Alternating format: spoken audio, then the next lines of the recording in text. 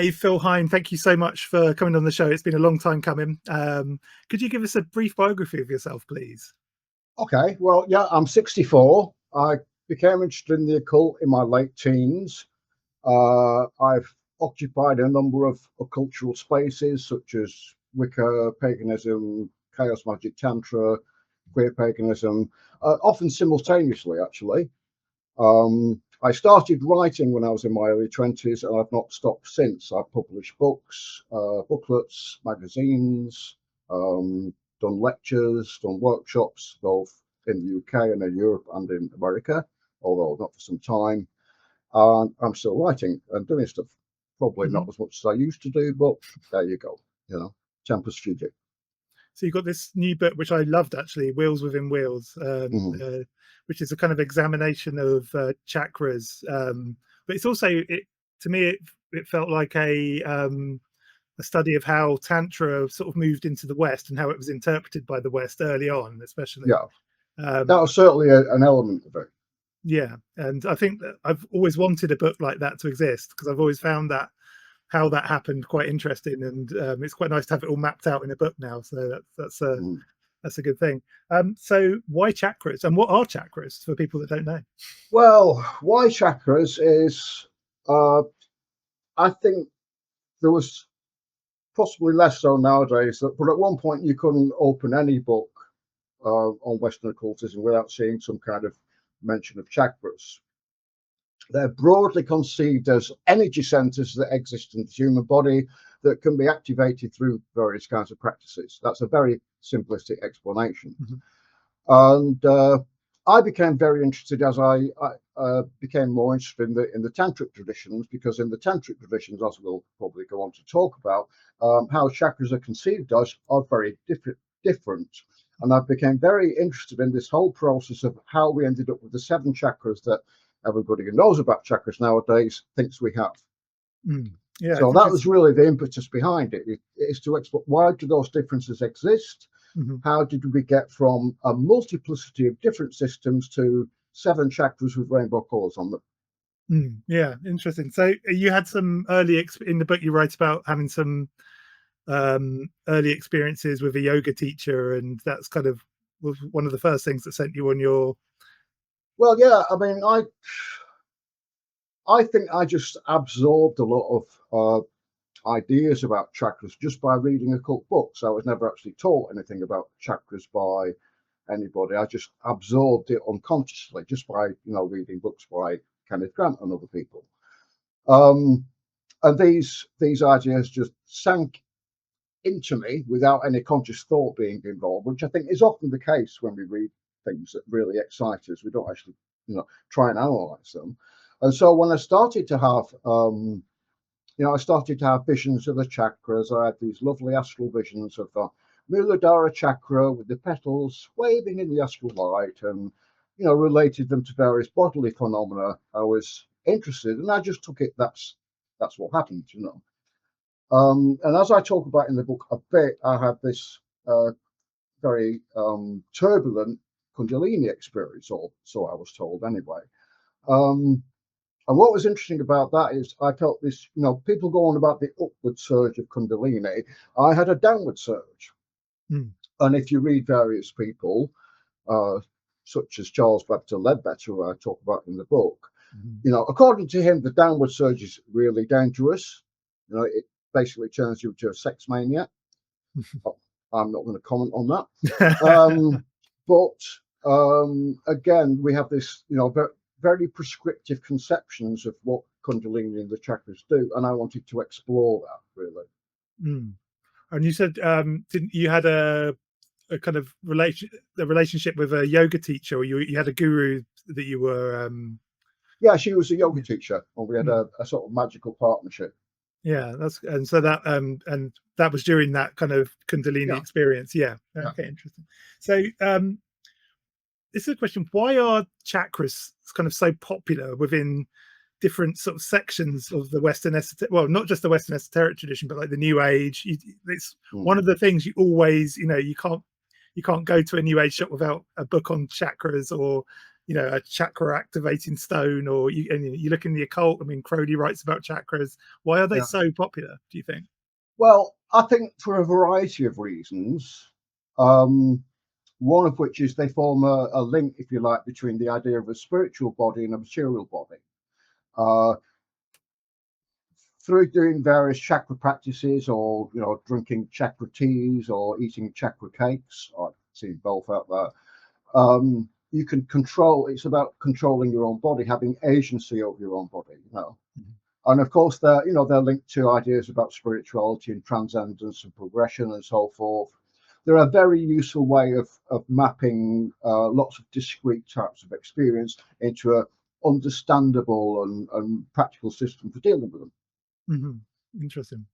Okay, yeah, because would you say that I mean, we'll get into this a little bit later, but as we're on the sort of subject of the New Age a little bit, would you say that the kind of use of chakras has been kind of westernized as well, in terms of it always seems that everyone seems to have a different sort of, especially if you look on something like Gaia TV or something like that, these kind of more broad New Age kind of sources, they always seem to have these very different methods for activating chakras, and there's like stone methods and blah blah blah. Do you feel like it's been kind of trivialized a little bit, maybe?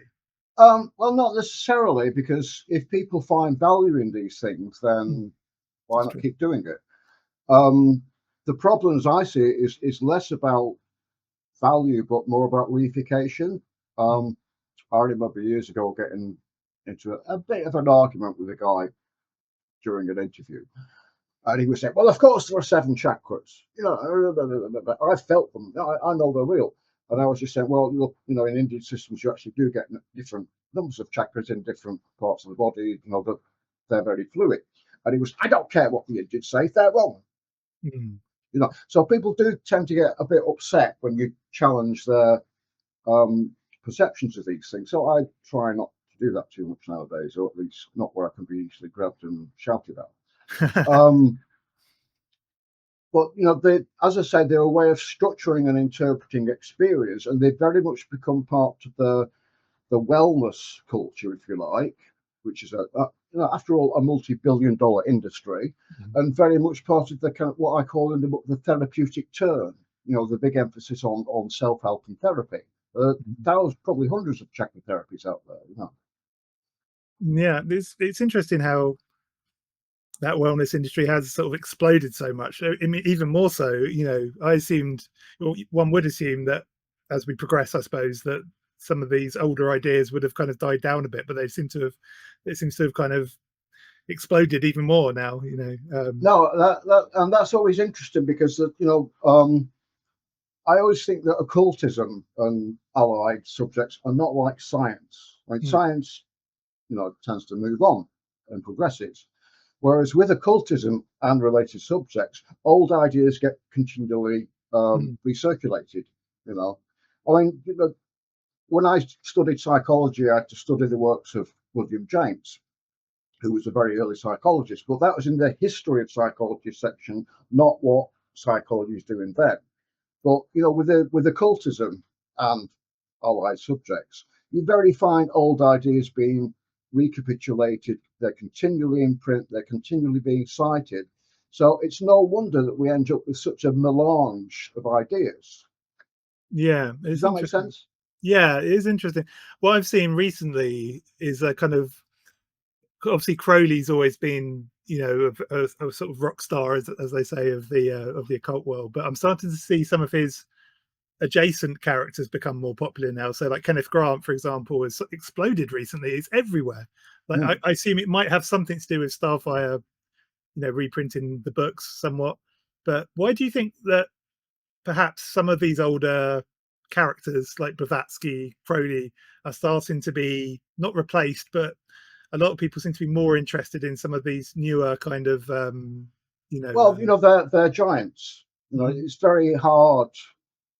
You Google Theosophy, you'll get loads of hits for Blavatsky, perhaps less so from some of the other people around who are no less interesting, like James Price, who again I talk about in the book. The same with Crowley. I mean, there's only just now are we seeing good quality scholarship about, various people on the fringes of Crowley's orbit. There's just been a book about J.C. Pollock, who was Crowley's lover at Cambridge, and that's taken years to come out. Yeah.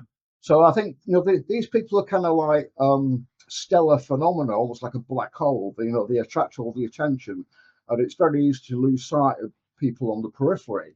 And that's always something that's interested me is looking at people whose work used to be really popular, but they've dropped off the radar now.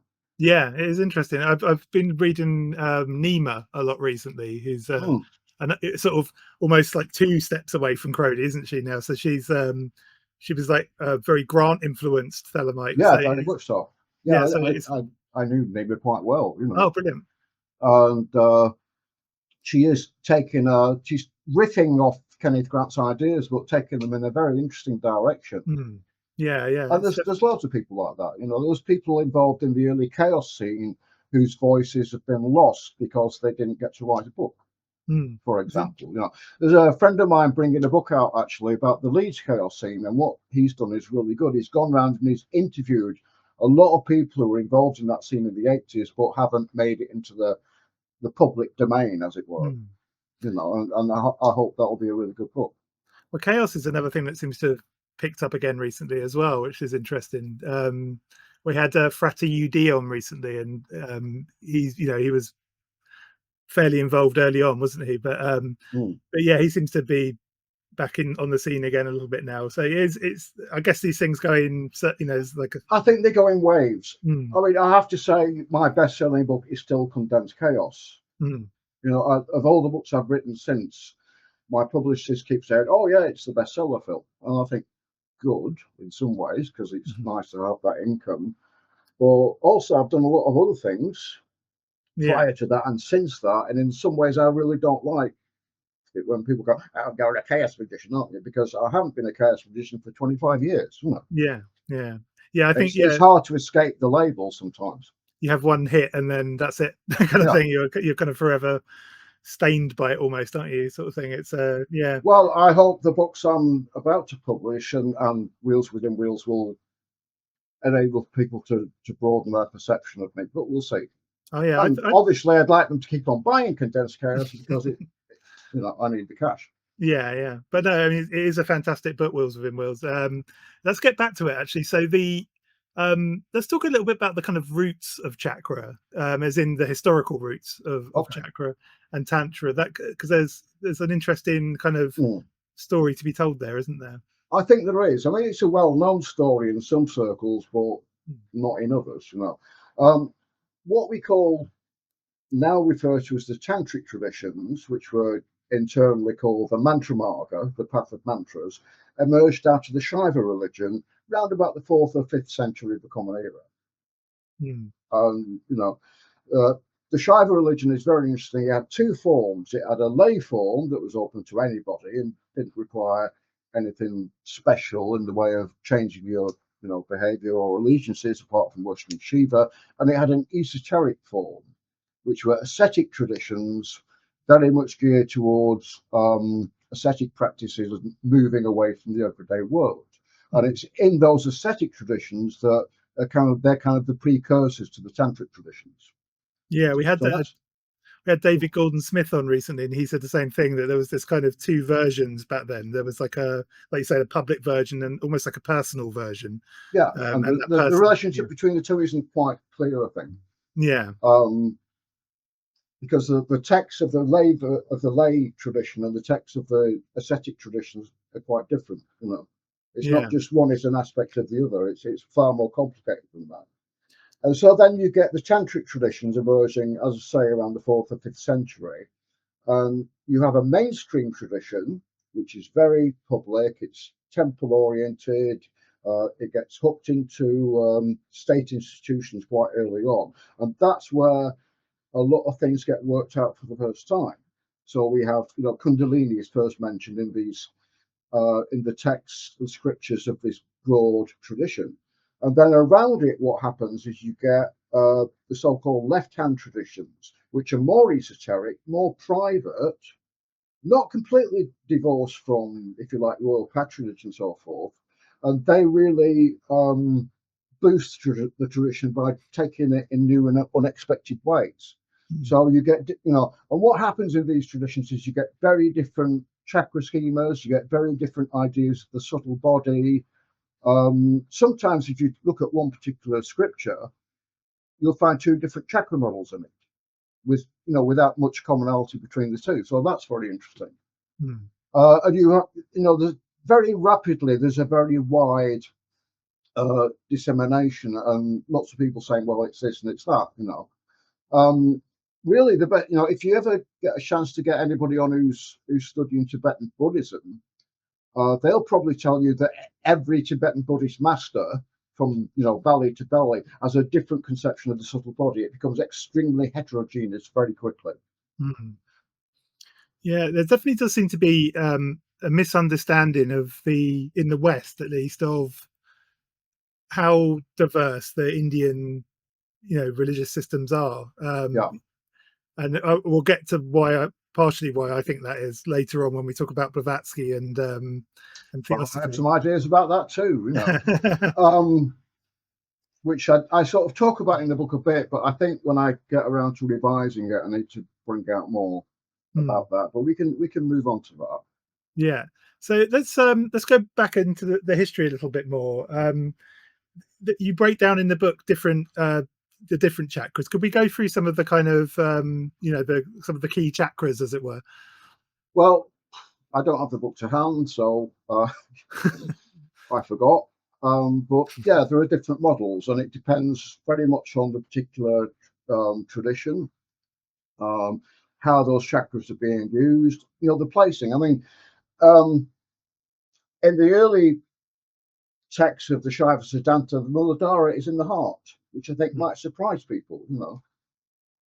Some chakras have a 6 chakra schema, some have 12 or even more, and they're very, very complicated. And what basically happens is that, apart from chakras and this idea of the Shashunda and the right and left channel and all that, these bodies are full of things, some of which are easy to understand, some of which are extremely hard to understand, because what they start doing is mapping all kinds of things inside the body. So you get philosophical concepts mapped into the body, various other things. It's very. I'm not an expert scholar by any means. So I find it very difficult to understand some of this stuff, and I occasionally go to one of my scholarly friends and say, help, what the hell does this mean? I have no idea what they're talking about in the chapter 8 of the Netra Tantra or whatever, So it is difficult to understand. But what tends to happen is this model that we have nowadays of 7 chakras is based on a 16th century text called the Chakra Nirupana Tantra. And that's interesting because if you read the actual text, it's a mashup. The author has looked at a variety of sources and mashed them all together to create this syncretic model of the chakras. And in that system, there's only 6 chakras, because the 7th chakra, the Sahasrara, isn't actually conceived as a chakra for complex reasons I'm not going to go into. Sorry. And that system kind of like has its roots in a 13th century system via a tradition called the Kubjikas, who were a Kerala tradition, and it's been passed on into various yoga texts and into the 16th century work, of which the Chakra Nirupana is just a part. I mean, the full thing is called The Dual Essence of Consciousness, and I haven't read it. I asked one of my scholarly friends about it. He said, it's really boring, Phil. Don't bother. And that is where we get our modern ideas of chakras from, for reasons that I can go on to talk about in probably too much detail than you want to hear. No, I love it. So one thing that really interests me about Tantra is it's one of the few, in the time, it was one of the few Indian spiritual beliefs that concern the body. And obviously that goes on through into Crowley quite a lot later on, but Could you talk a little bit about that? Because why that was different to the rest of the systems? Well, yeah. If you look at a lot of early Indian writings, you see it very clearly in a lot of the early Upanishads and in Patanjali's Yogi Sutras. The body is an obstacle to liberation. If you go looking for it, you'll find plenty of evidence for that. And the Tantric movement eventually came around to this idea that actually the body is the center of liberation. It's all tied in with very sophisticated philosophy, which I'm not going to talk about. Christopher Wallace does a good job of explaining it in his excellent book, Tantra Illuminated, which I'd recommend. I'm not going to touch on that, but basically the body is seen as a vehicle for liberation. It can be a vehicle for delusion, but for liberation, for salvation, for release from the wheel of births and deaths, yada, yada, yada, you need to pay attention to your body. And that has several effects. I mean, for example, yoginis. In a lot of the early tantras, I'm talking about 6th to 8th century, yoginis are these fearsome horde of supernatural women who live in the cremation ground. If you want to contact them, you have to go into the cremation ground, build an altar full of skulls, wear a human skin, do a big ritual, probably slice your own arm and offer some blood or your own sperm or something. And if they're pleased by your offering, they'll come down and teach you occult secrets or give you magical powers. If they're not pleased with you, they'll probably tear you to bits. What happens gradually is that those yoginis that live in the cremation ground move into the body and they get placed on the chakras. And they become identified, for example, with the capacities of the human body. So, for example, the senses are seen as divine. That's a big part of my practice, is just opening myself to the world and experiencing the joy of whatever I see, hear, touch, smell around me, whatever it is. And those are offerings to the goddesses of the senses. And that becomes a big thing in the later traditions. Yeah, so I just want to apologise to the listeners if we've all got fans on. It's one of the hottest days of the year. It's the hottest day of the year so far, and we're all sweltering here. So if anyone listening is, I'll try and edit it out as much as possible. If you need me to repeat, just ask me, and I'll do my best. No, my fan on my computer just went off, so I'll say it's fine. It's unavoidable when we hit these temperatures. The British are woefully unprepared for. Okay, to continue then.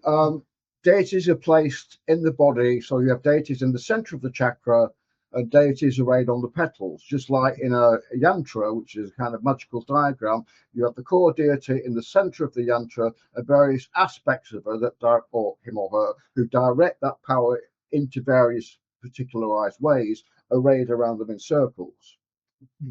And this was one of my first big breaks with regard to chakras.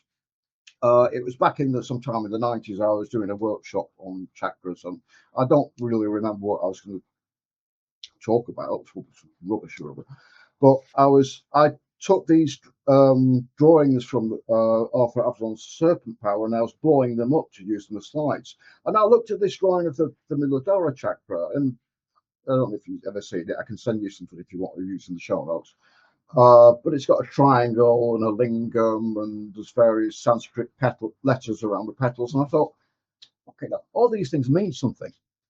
This is like a yantra. This is like I was studying yantras with my tantric teacher at the time. All these things must mean something, but we've just either forgotten or not bothered to look into them.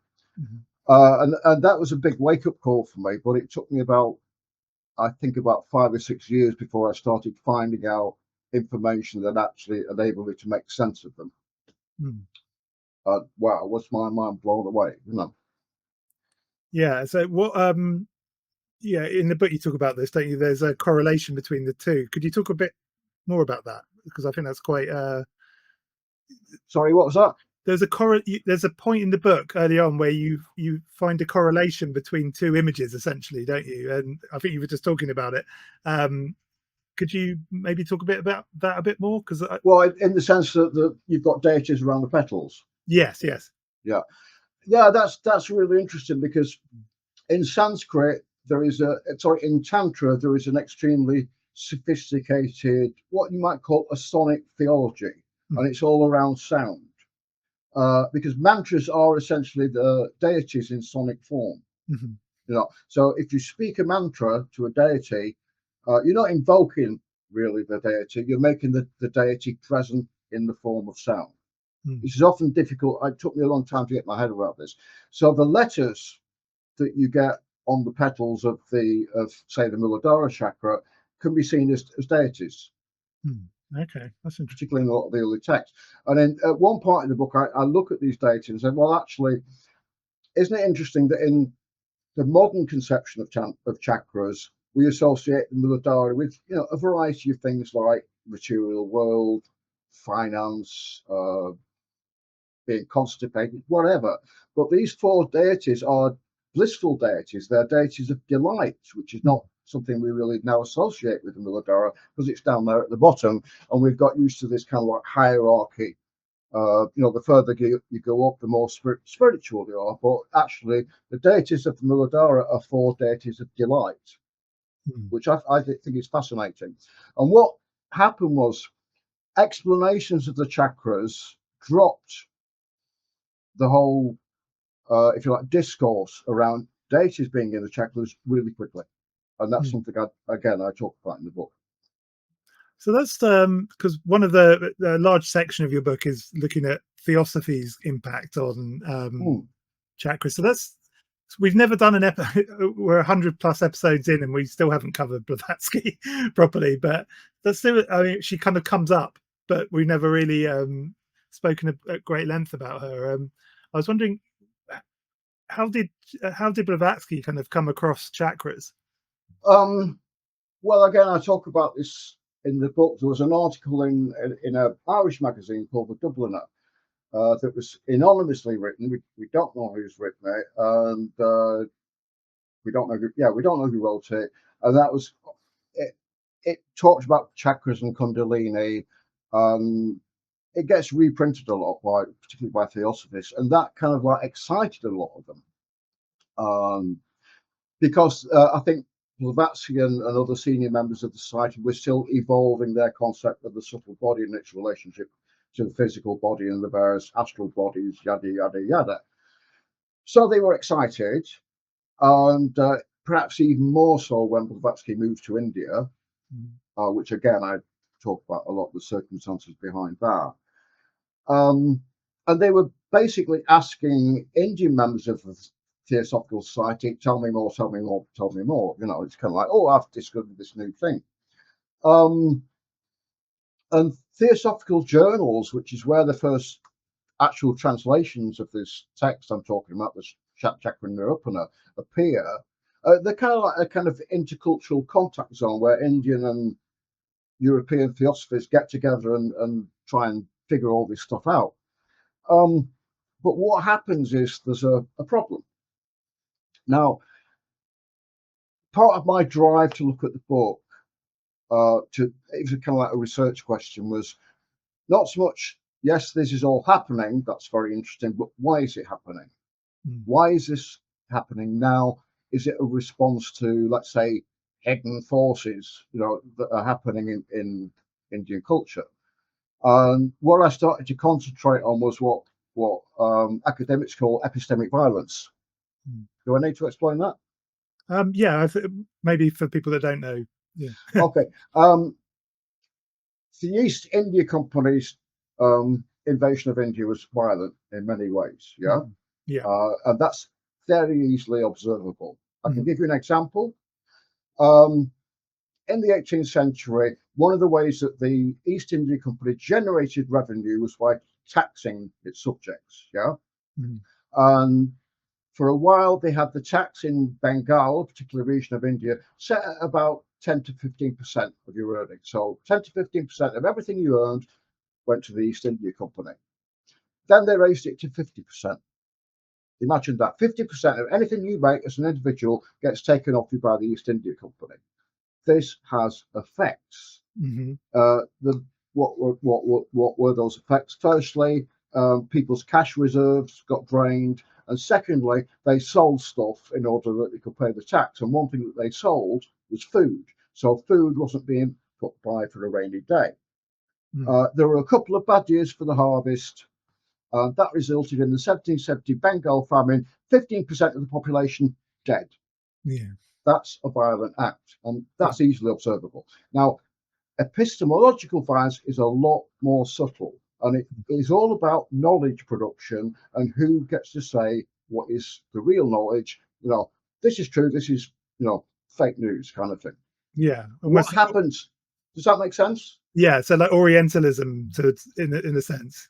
Yeah, in a sense. And what happens in the Theosophical Society is, as I say, there's this intercultural contact zone going on between Indian members of the society and, if you like, Western members of the society.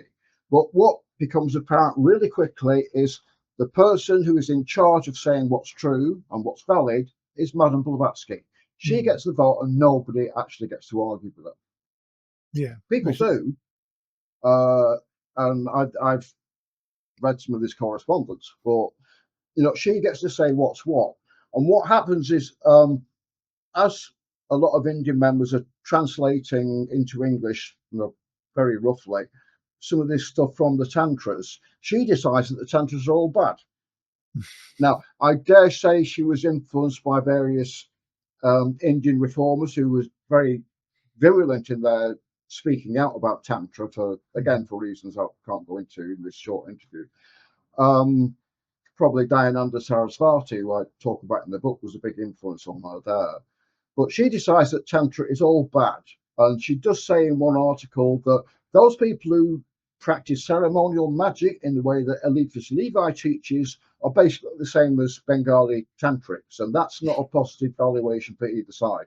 She doesn't like ceremonial magic. She doesn't like Tantra.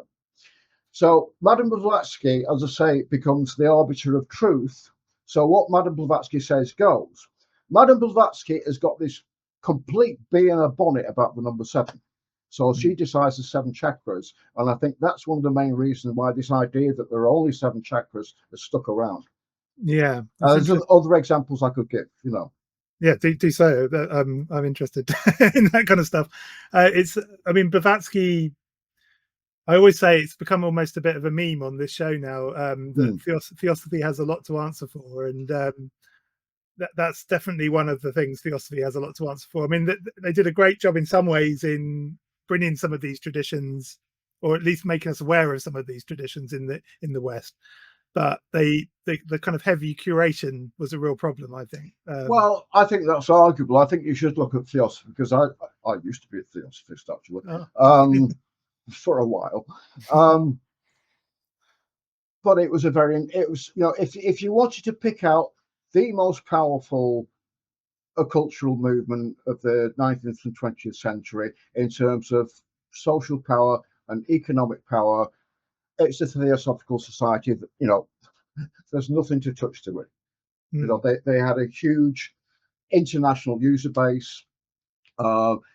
A very active print press. I mean, there's a great PhD out there just on the Theosophical publishing machine. Some of their top people were the first people to use radio to communicate to an audience. They're absolutely fascinating. I do recommend that you get somebody on the show and talk learnedly about Theosophy without dissing them, which I do tend to, I must admit. Yeah. And what happens is, because all this stuff about chakras is let into, if you like, the occult version of the blog sphere back then, it starts to circulate and other occultists pick up on it in different ways. Yeah, it's interesting. Who influenced Blavatsky's take on Tantra? Who were the Indian writers that she... Well, I think, as I said, Dayananda Sarasvati, who thought the Tantras were all superstitious rubbish that should be done away with. I mean, she was she tried to be very pally with him, but it didn't quite work out. There was another guy who I talk about in the book, Sabapati Swami, whom she met. He had a 12 chakra system. Now, there was a lot of interest from Theosophists about Sabapati and his 12 chakra system early on, but of course when they met him they found that he wasn't quite to their taste. I believe the story is that he claimed to have visited Shiva on top of Mount Kailash, And Colonel Olcott remarks in one of his memoirs that he could have accepted this if it was an astral journey, but no, Sarvapati was saying he'd been fatigued with Shiva, and Olcott just couldn't accept that. So he went out, but he's a big influence on Crowley's view of chakras. There's a friend of mine, Keith Cantor, who's just done a book with Oxford University Press on Sarvapati Swami, and his particular take on the chakras and his involvement with various people like Crowley. So before we go into some of the other theosophists, like James Morgan Price. Oh yeah, Price. There's obviously Leadbeater as well. Oh God, yeah, okay. Yeah. He's an. Okay, James Morgan Price, very interesting character. I found it very difficult to get much in the way of biographical detail about him, but I did manage.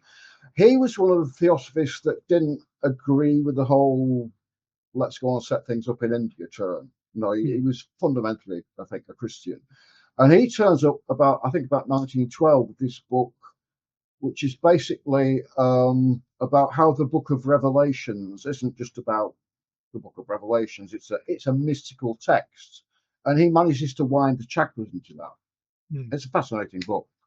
I could have possibly said more about it, but I think I just touched on it. You can still find his book online. Very interesting. Now, of course, the other major figure is Charles Webster Leadbeater, otherwise known as the Swiss Fish. And he brings a whole new thing to the table with his book, Chakras, a Monograph. I can't exactly remember when it was written. I've got a nice copy on the shelf somewhere. Leadbeater sort of departs a lot from what Blavatsky has to say about chakras. You can find articles on the line from old theosophical journals where various people are, basically dissing Leadbeater from departing from, from departing what Blavatsky has to say. Now, Leadbeater's big hit, and I think this is a real sea change in the way that chakras are perceived, is that what they are essentially psychic forces. Yeah. So out goes any kind of like the kind of iconographical representation of the chakras that you find in Indian paintings or in Arthur Avalon's book, The Serpent Power. They are psychic forces, and Leadbeater knows this because he's seen them. This is something new.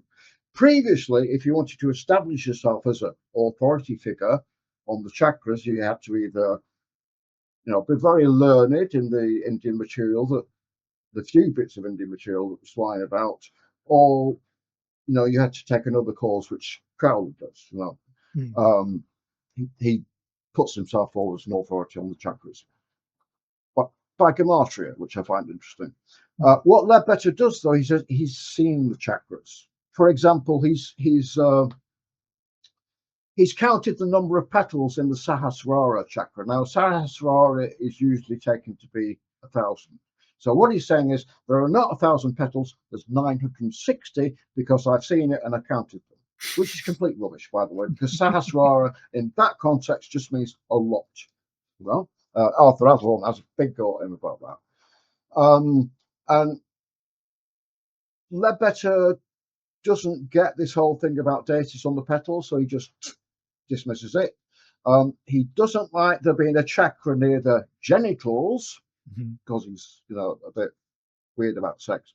So he creates a spleen chakra instead, and you'll still see this in some modern books on chakras. There's no chakra down by your gens. There's a spleen chakra itself that comes from Leadbeater, and he goes on and on about the dangers of downward kundalini, how it basically turns you into a slavering sex maniac, which probably says a lot about me, but there you go. I'm not going to go into that.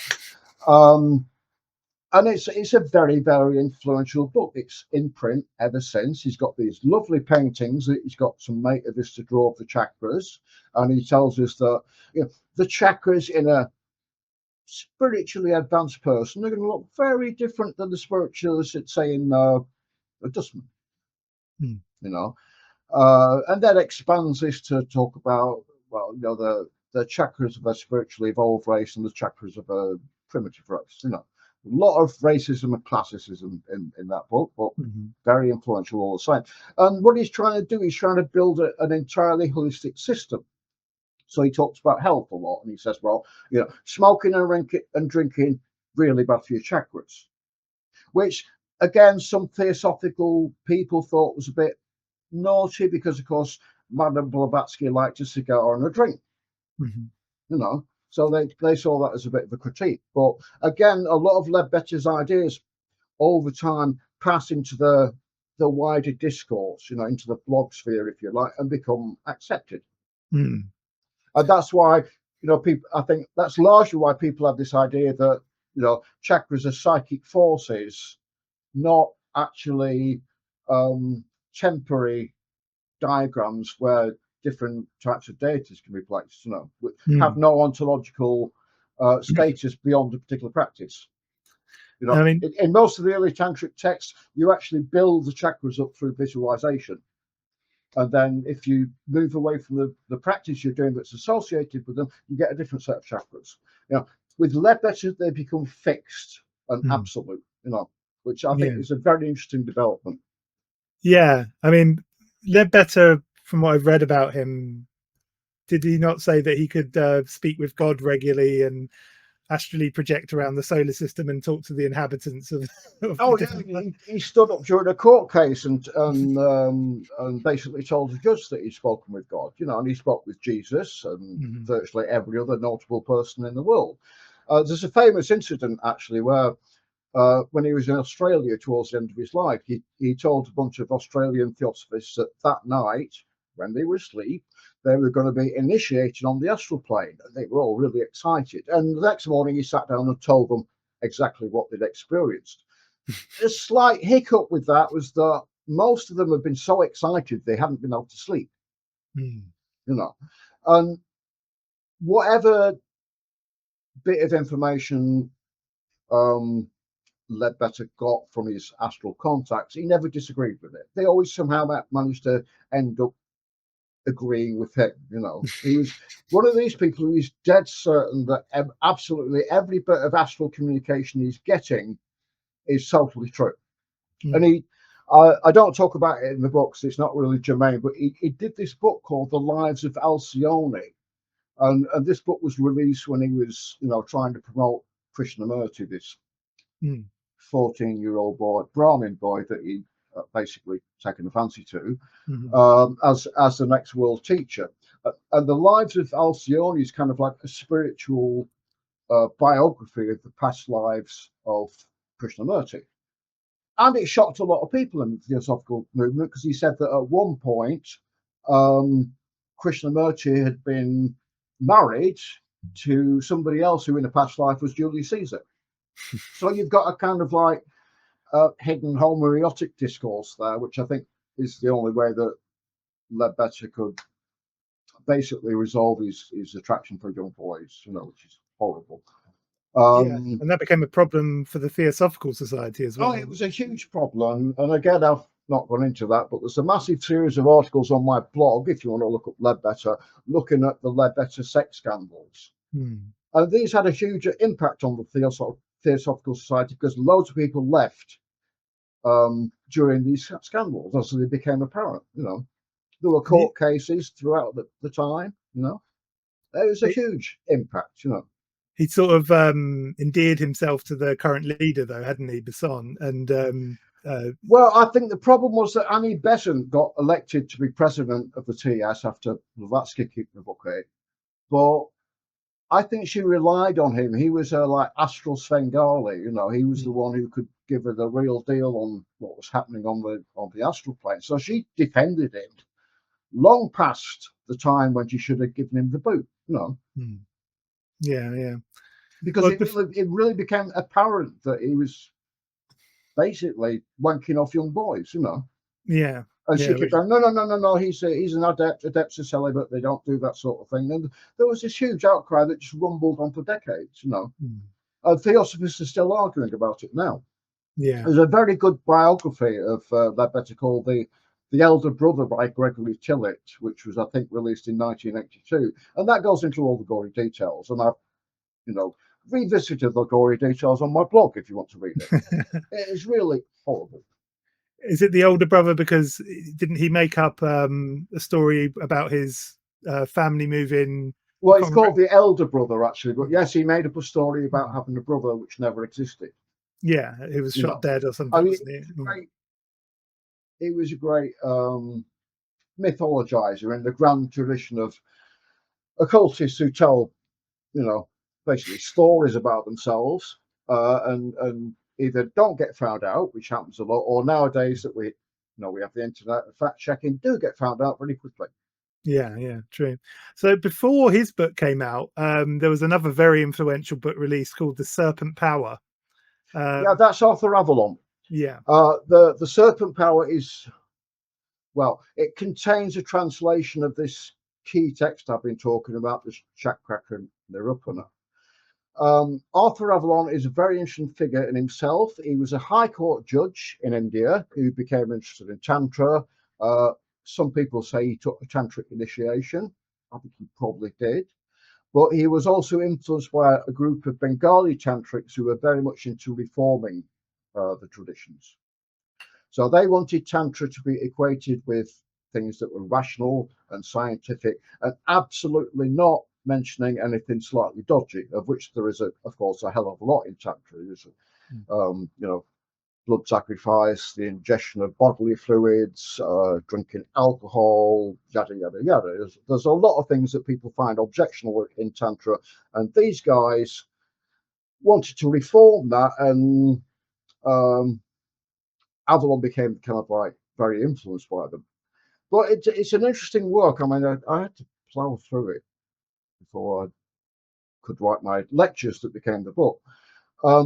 And the first thing that exercises Avalon's interest is this whole thing about the chakras being linked to, nerve plexuses or the endocrine system. And in true style of a High Court judge, he takes 66 pages to deliver his verdict, which is, no, this is a mistake. But you don't get that for 66 pages. And then he does a translation of the Chakra and Nirupana, which is kind of like a Cliff's Notes for Tantra, for the chakras.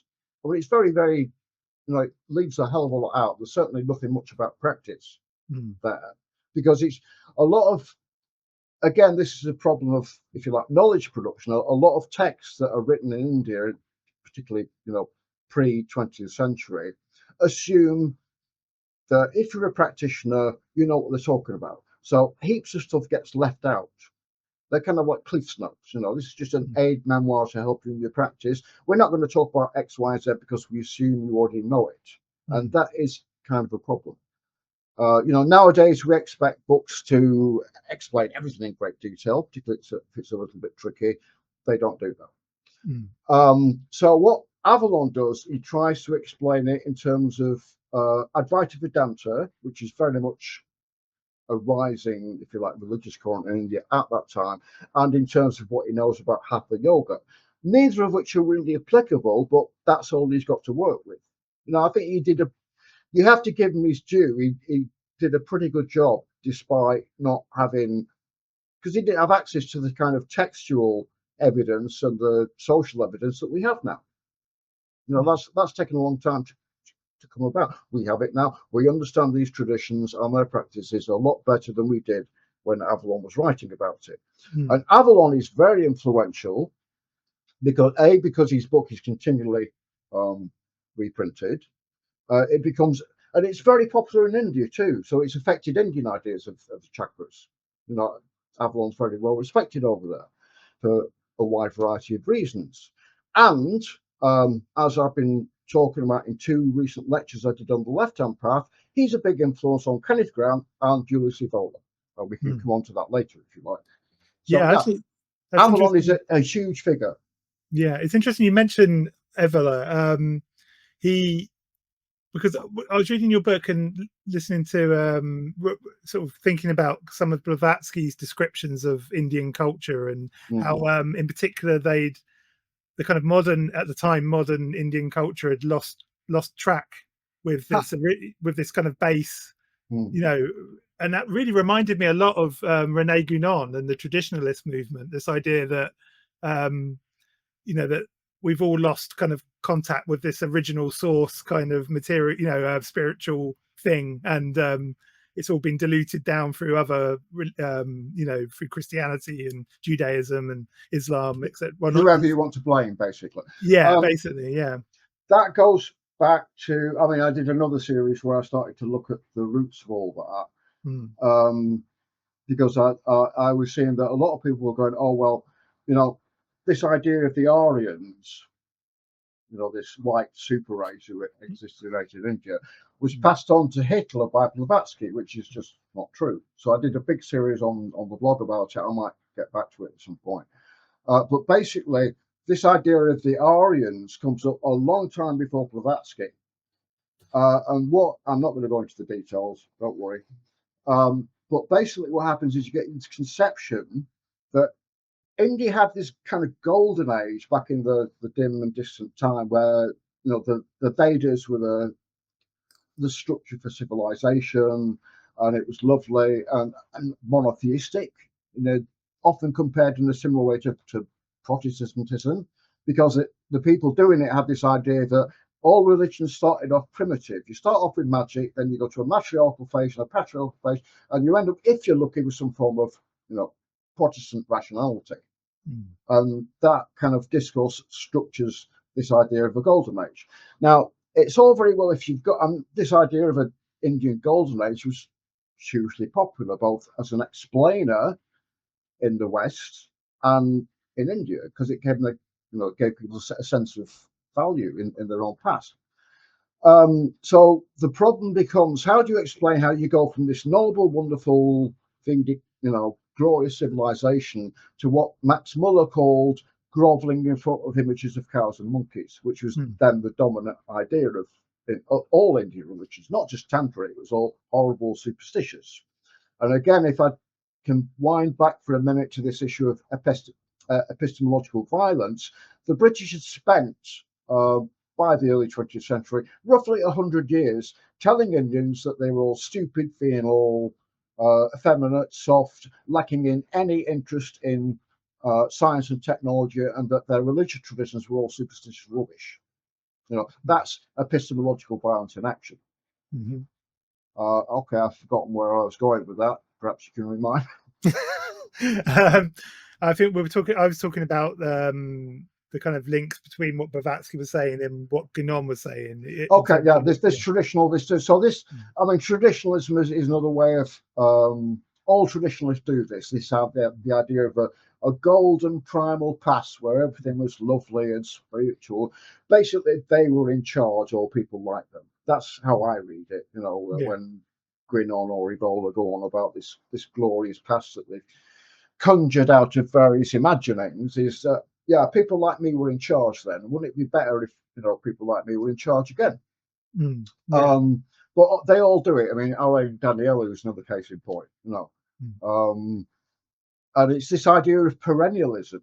Now, Grant, very interesting, is also a perennialist. You know, he's the more Grant I read, the more he reminds me of Blavatsky, because he's created this, you know, this whole draconian tradition, which is really ancient, goes back to ancient Egypt and Africa and so forth. And I was reading one of his books recently, I think it was Cults of the Shadow, and he's trying to say that, oh, well, you know, we can see that Tantra emerged first in Egypt because the word Shakti is actually the same as the word Sekhmet. And I'm going, I think I'm rather skeptical about that, actually, Kenneth. You know, and he creates this massive past tradition, and you see it when he's talking about Tantra, because it's all really old and lost in the mists of time. And that is a common, if you like, rhetorical device for a lot of occultists. Yeah. You push something back far back enough, and A, it all becomes ancient and mysterious and allows that person to be their sole teller of the truth, if you like. And B, you push something back far enough, it doesn't really belong to anybody. Yeah. You know, so and you can't prove it, and you can't prove. You can't prove where this started, so it doesn't really belong to even the country it originated in, which is another interesting gambit, you know, whilst we're on the subject. So talking of Grant, I guess another person that was, you know, greatly influenced by the chakra was Aleister Crowley. Yes. Let's talk a bit about Crowley and how, because Crowley has his take on the chakras, let's say, doesn't he? He had rather novel ideas. I think, as I said, this guy I mentioned, Sabapati Swami, was a big influence on Crowley. Now, I'm not particularly an expert on Crowley. I read him when I need to, But Liber SSS, the letters SSS actually stand for Sami Swabapati something. I can't remember which. But, he has all these exercises about, basically visualizing the chakras and destroying them. That comes right out of Sabapati. And in point of fact, Crowley is the first person to actually come up with practical exercises around the chakras. None of the Theosophists did, because Blavatsky kept promising, but never actually came up with it. They were all convinced that basically what you have to do is you have to wait for a spiritual master to appear to you on the spiritual plane who will then teach you what you need to know. Crowley was the first person, as far as I'm aware, in the West to come up with practical chakra exercises. So, well done, Alistair. Don't know what you triggered. And he also, of course, he was the first person to correlate chakras with the tree of life. And his mate, J.C. Fuller, was really into chakras. He wrote a huge article about chakras and this and that for the equinox. And then, of course, very much later on, you get this idea of basically a body chakra and a clitoris chakra and a vagina chakra, which I think is a very Crowleyan innovation. Very funny innovation, but very Crowleyan, because Crowley was very much into the sensuality of the body, which is very tantric in a way that a lot of his contemporaries were. Yeah, I mean that's kind of one of the Crowley was always very transgressive for his times, wasn't he? So that kind of tantric thing fits quite nicely into his pantheon of ideas, I suppose, isn't it? Well, I don't know if he was transgressive in the tantric sense. That's a different issue, but he certainly liked taking the piss. Yeah, and I think that's one of his few strengths, is he really liked upsetting people. I mean, in a way, he was kind of like the Joe Orton of his time. You're familiar with Joe Orton? You can imagine him, writing letters under the guise of Edna Wellthorpe, complaining about this or that. A lot of his books are basically elaborate jokes like the Bhagavad Gita, supposedly written by a reverend, but just full of necrophilia and coprophilia and all kinds of horrors. Great stuff. So in the notes I sent you, I had a note about how the Western Esoteric Tradition in particular seems to have kind of pulled a lot of older, Eastern traditions and sort of sieved them through the kind of Christian almost, dialectic almost. So you often, especially within Crowley, you do feel like you're reading a biblical text at times, don't you? When well, I think Crowley was. I mean, he was a Plymouth Brethren to begin with, so I think he never quite got away from that. And Christianity was still the dominant religion in Britain. I don't think he ever completely got away with that, but he was extremely well read. He went to what was Sri Lanka and did yoga with Alan Bennett. And he's deliberately trying to create this rational syncretism out of this. Whether he's talking about Chinese philosophy or Islam or Indian or Buddhism, he was really into Buddhism at one point. So he's really well read, and he's created this synthesis out of everything that he thinks is a good idea. What's strange about Crowley is there's no sign that he ever read Arthur Avalon. And you think if he was interested in Tantra, he might have done, because some of Avalon's works were available when he was still alive, but there's no sense. I certainly have seen nothing to indicate that he ever read or was influenced by Avalon. Sir John Woodroffe, and it might have just been that he thought, Woodroffe was a High Court judge, so what did he have to say to him?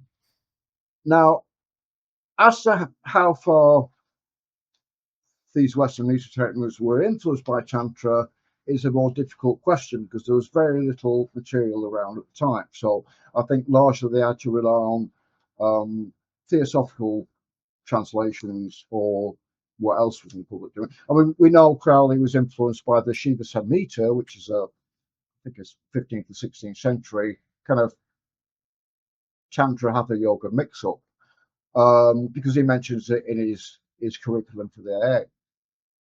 So we can look at various influences, and we know that he read one or another translation of the Patanjali's Yoga Sutras, because he just talked about that. And says 90% of it is rubbish, which I've done in a different lecture when I talked about the relationship between yoga and magic, which I'll be probably bringing out next year. So he is this interesting character, but how far he was actually influenced by Tantra, people are still arguing about it, basically.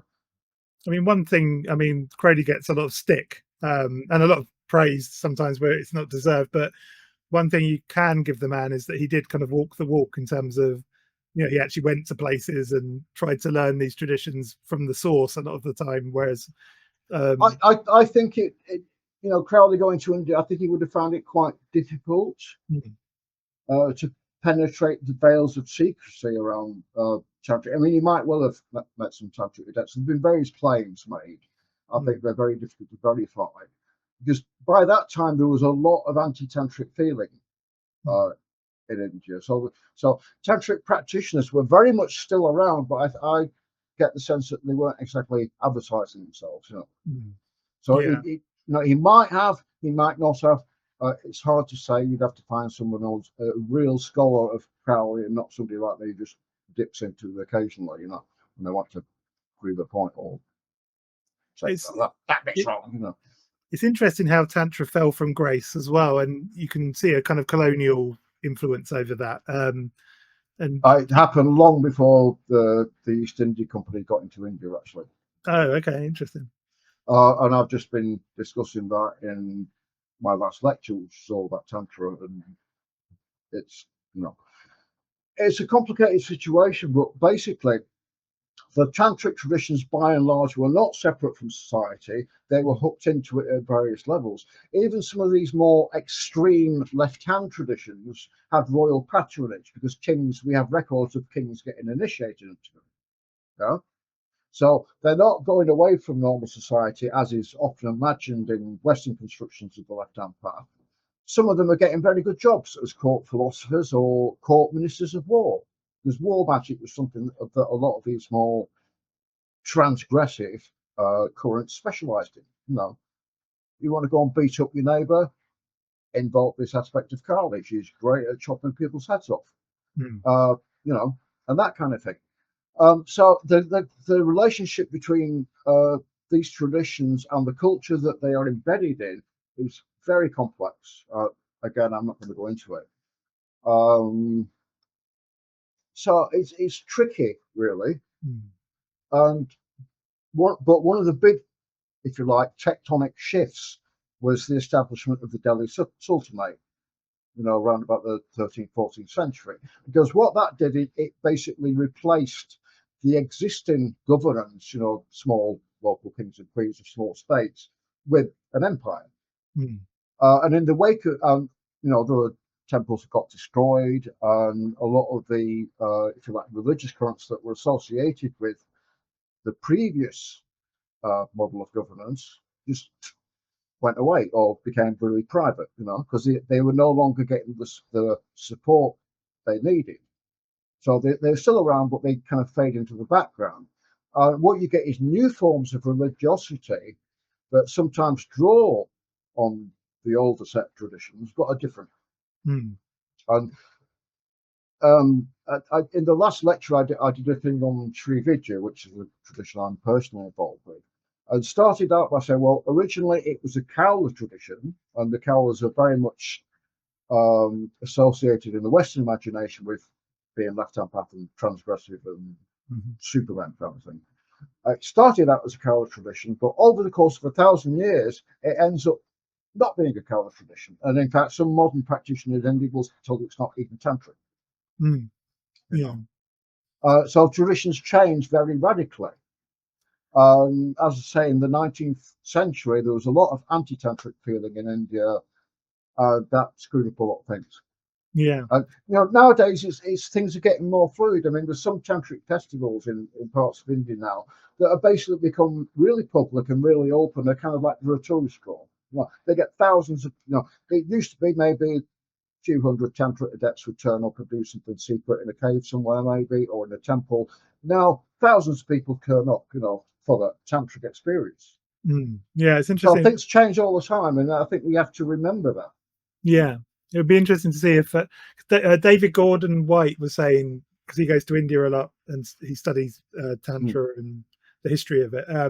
He was saying that if you can find like booklets on Tantra in train stations there, and it's kind of it's almost like a pulp thing almost. It sounds like it's kind there's this fascinating thing. It's called Bazari Tantra, and what they are, they're kind of little manuals of sorcery. I've got a few on my bookshelf, and they're basically spells. Very similar to the kind of folk magic that we find in Western Esotericism. There's a similar kind of like logic behind them. Unfortunately, that hasn't really been studied too well, because a lot of it started over the last decade or two, people have started to look at this aspect of Tantra, but the problem is because Tantra is this liberationist soteriology. There's been a lot spiritual liberation kind of things, spiritual progression. There's been a lot of focus on that, and not too much on all the sorcery, of which there is a huge amount. But that's changing now. Well, let's talk about Carl Jung. Yeah, okay. Because this is the sort of another contentious subject. Yeah. Yep. How did Jung come across Tantra, and what was his take on it, as it were? I don't know that he came across Tantra per se, but certainly with regards to the chakras, again, he was heavily influenced by Arthur Avalon's book, The Serpent Power. Which I do a fairly critical analysis of Jung in Wheels Within Wheels, because he's not one of my favourite people. Used to be. I mean, I wouldn't probably have got into the occult in the first place if I hadn't been reading Jung, but it's really gone off him over the years.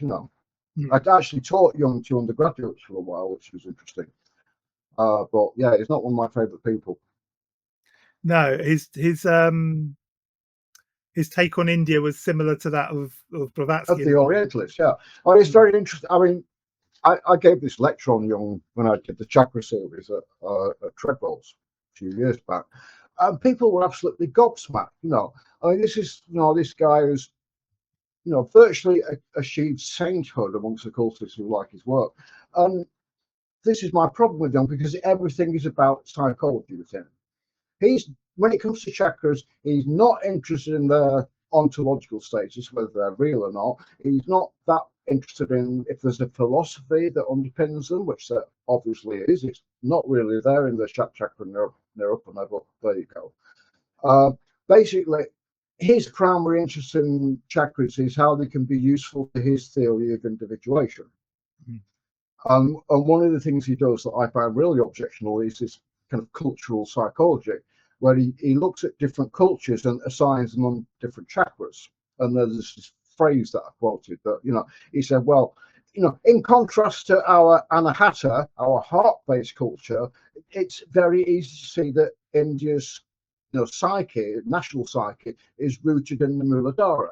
Because if you go there, it's dirty, it's unhygienic, there's no interest in advancement, there's no technology or science. This is Jung talking. I mean, I think it's absolutely outrageous, and it's the sort of things that James Mill was saying back in 1817. India, they're all dirty, superstitious natives who have no science. I think it's outrageous. Yeah, it is. And when I quoted Jung during the lecture, there was a woman at the front of my mouth, just like, gobsmacked, Yeah, showed my missing teeth there. So yeah, and Jung psychologizes the chakra, and he comes out with some other interesting statements, because he did this set of chakra Kundalini seminars in, I think, 1932 with J.B. Hauer. Now, Hauer's an interesting guy because he wanted to revive paganism and tried to talk Hitler into reviving paganism, but failed. A bit of a dodgy character,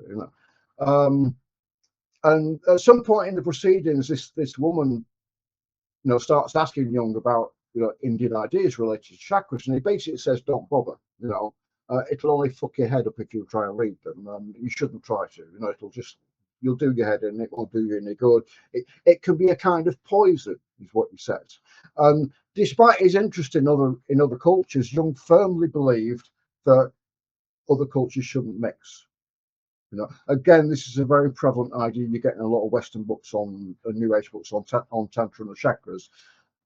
Indian ideas are fine, but you shouldn't really mix them up with Western ones because we're progressive and lovely, and they're all just stuck in the past. And there's Indian philosophy is not that difficult to read if you put your mind to it. Okay, actually, some of it is very difficult to read, but that's due to our preconceptions, I think. I've been reading Indian philosophy for decades, and I find it very interesting, very vital, and very different to what we think of in the West, which is good, because it opens your mind up to new possibilities. But Jung had this couple, and he does say at some point that if the West is ever to have its own yoga, it has to be a Western yoga, and it will be rooted in Christianity, which I think will be a big surprise to a lot of yoga bunnies nowadays. Yeah. So it's this, it does. Then you've got his anti-Semitism, and then working for the National Socialists. He's a very controversial figure, and I think a lot of people don't get that. So I just actually quite like saying so. Yeah. Well, I mean, he does seem to get a free pass from that stuff quite a lot of the time, doesn't he? And that feels. There's no doubt he was influential in many ways, but if you want to take his good bits, I think you've got to accept his bad bits. Yeah, that's for sure. So just like Crowley. Yeah, I mean, yeah, he's got so. Yeah, I agree.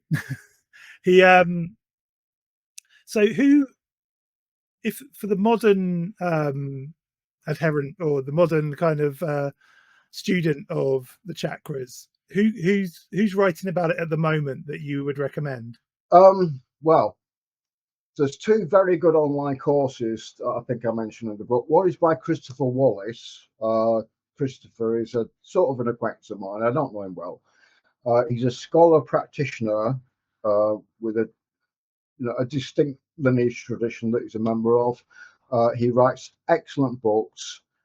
He's not done anything on the chakras per se in book form, but he's done a very good course on the chakras with an outfit called Embodied Philosophy. And you look up Embodied Philosophy and Chakras online, and you'll find it's an excellent course. He did it at the same time that I was doing my lectures, and I actually sent him some of the diagrams that I was using in my lectures for him to use in the course. So I get a mention in the course, which is kind of cool. No, that's cool. And the other guy is Chris Tompkins. Now, Chris has got his own site, which I think I've mentioned in the book. He's doing a lot of very interesting research into the early development of the idea of Kundalini chakras, and again, he's done some excellent courses that I've done a few of them. They're well worth signing up to. They're very in depth, and he takes you through, textual material that hasn't been published yet, and commentaries on same. And he's got this whole course about a 12 chakra system, which is fascinating. And I heartily recommend both of those guys. They're doing sterling work, and I really hope that if they both do publish, works on chakras in the future, it will have a huge impact. Excellent. So I would definitely recommend them. Out of the kind of existing occult groups as well, I'm thinking of, people like OTO or even like Amor, people like that. Who, which do you feel gets chakras right, or the closest to rightness? If that makes, not as in not right wing, as in right, correctness, I suppose. I don't really know. Because I've been out of the occult group scene for nearly 30 years. So I have no idea what these chaps and chapesses are getting up to behind closed doors. I'm not part of that scene anymore. And to be honest, I don't actually read that many occult books either. I only usually get to read an occult book now if I've been sent it for review or if the author wants me to endorse it. I don't buy them. If I read anything nowadays, it tends to be books written by scholar practitioners, and I've got a whole shelf full behind me. I haven't actually come across that many popular works that treat these extremely complicated subjects in the depth that they deserve, to be honest. Excellent. So what's next So for you have you? to leave the occult blogosphere and go and read some academic stuff. I'm sorry, but no, and it is difficult to read. I admit that. But then again, it's difficult to read the excellent translations that are coming out of the actual scriptural material. It takes, it would perhaps help if you're really into this. I'd recommend learning Sanskrit, basically, because there are literally thousands of manuscripts of important texts that have yet to be translated. Yeah. One of my friends is Mark Zikowski. He's just spent 20 years translating a key tantric text called Tantra Loka, written in the 10th century by Abhidhamma, who was a genius, basically.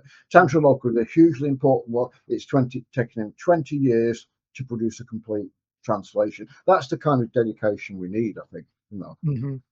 Yeah, I know. I was speaking to a classicist recently, and he said that there's so much interesting kind of ancient Greek esoteric material that's just lying there untranslated that it's a real shame. It's a big job. It takes a lot of time, and sometimes you get whole groups of scholars who spend years working on a critical translation of one key text. So the more people that try and engage with this material directly, rather than reading, second-hand or third-hand source, I think the better. And again, this epistemological issue is something that I think is important for modern occult and pagan writers as well. Many's the time I've been on some bulletin board and I've seen somebody sounding off about some aspect of Indian religion, getting it completely arse backwards, and what happens? Literally hundreds sometimes of Hindu online supporters turn up and smash them to bits. And again, there's this problem with old, if you like, colonialist or out-of-date scholarship tropes being repeated time and time again. Something that one of the few things that Pete Carroll said that I really agree with is, I said, I'm sick of ideas that pass from book to book without any intervening thought, and that remains a problem, I think. And I wish people spent more time. I mean, I can give you a very near example timeline-wise. I'm doing this book, which is going to be my 2 lectures on the left-hand path plus additional material. I reached out to a friend of mine who's a photographer who's been to Varanasi and taken pictures of Aghoris. He's got this great picture of an Aghori practitioner drinking from a skull bowl. It's fantastic. So I stuck this on a book cover and put it up on Facebook, which is kind of part of my design process, and got people's comments. And people were like, wow, this is great, mostly. And then, excuse me, one of my friends turned up who's an anthropologist, and she said, I realize you don't intend this, Phil, but that could be taken as reifying and recapitulating Orientalist stereotypes about the noble savage or the weird Indian. And I thought, fuck me, she's absolutely right, because I'm very much critiquing those stereotypes in the book. So basically that junked my entire idea for a cover. And me and my partner still are arguing about what we're going to put on the cover, but it's not, unfortunately, going to be the Aghori picture, because nowadays Indian people are sensitive about that sort of thing, and I don't want to get into that kind of argument. Yeah, that's fair enough. There's been huge rows in academia about who gets to speak for other people in other cultures, whose truth is the most valid. And it can be a huge political football. I know people have had death threats, from Indians who read their books and been really upset by them. It's, I think people should be more aware of it and more careful in what they say, So what do you actually have in the pipeline? Over, That's okay. What do you actually have in the pipeline, book-wise? Well, there are several things. This book on the left-hand path will happen at some point. I'm not sure when. I would like to try and get it out at the end of the year. The next big thing is this book called Delinquent Elementals, which I've done with Rodney Orpheus, which is Rodney and I used to run this magazine called Pagan News. It was the UK's first monthly pagan well, we called it a newspaper, but it wasn't really. And for a couple of years, we did it every 3 weeks. And it was news and reviews and opinion pieces and a lot of piss-taking humour. And what we've done is we've gone through, and it lasted between roughly 1988 to 1992. Basically, what we've done is we've gone through the whole kind of archive, picked out the bits we like best, discarded some bits because we can't get in touch with the people who wrote them, unsurprisingly, it's a long time ago, or we've fallen out with the people who've wrote them by now, which also happens. Put it together along with a big essay I've done on the Satanic Panic, because Pagan News started just as the Satanic Panic started, so we were reporting on it on a monthly basis. That's hopefully going to come out in November with Strange Attractor Press. Oh, brilliant. And they're going to do all kinds of associated merchandise with it. T-shirts, postcards, and so forth. I love Strange Attractor. They're great. Yeah. Yeah, they do really great books. This has been about 2 or 3 years, I think, in the pipeline, but we are getting there. And I've already shared the cover on my Naps newsletter, which I think it's a fantastic cover. It's basically me, Rodney, and this friend of ours, Janet Cliff, who all kind of works on Pagan News as young punky types, and we're surrounded by sort of caricatures of Thatcher and Leon Britton and Norman Tebbit and Whitehouse, and all these caricatures of people from the 80s culture, which I think is absolutely fantastic. So that's hopefully going to be out in November. And I'm also writing a book that's supposed to be out, I don't know, whenever, from the original Falcon. A few years ago, I did this little booklet called Yoginis, Sex, Death and Possession in Early Tantras. It was especially a lecture written up. And what I'm doing, I'm doing an expanded version of that for Falcon, but God knows when that'll be out, because I keep adding bits into it. It keeps getting bigger and bigger. I have to say something about this. Right, go away and do loads of research. So I don't know when that'll be out, but that's on the pipeline too. And I want to self-publish more stuff, basically. So but the best thing people can do is go along to my blog, http://enfolding.org, and sign up to my Substack newsletter, where I will keep people abreast of my various projects, whatever happens to be going through my brain at any one time, and all kind of like wibbling, Excellent. I'll send you a bunch of links if you want, for where people brilliant. can contact me on social media and so forth. That'd be good. And we're definitely going to have you back on soon to talk about some of your other books as well. Yeah, very much so. I very much enjoy it.